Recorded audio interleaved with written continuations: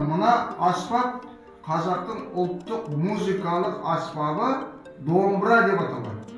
Домбыра қазақ ежелден келе жатқан қазақтың музыкалық аспабы.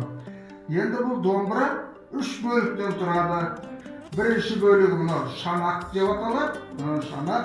Мына жағын мойын деп аталады, және мына жағы құлақ деп аталады. Енді домбырада қанша шек болады екен? Екі шегі болады. Одан бөлек тиек болады. Мынаны тиек деп атайды. Және мыналарды, мына жерлер перне деп атайды. Сол пернелерді басу арқылы музыкалық дыбыстар шығарды әртүрлі.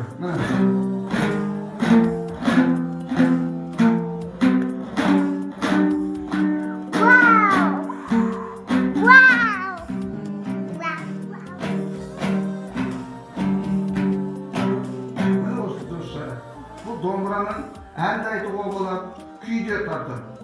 Міне осы музыкалық аспап. Енді осыны саған келесі жолдан бастап үйрететін боламын.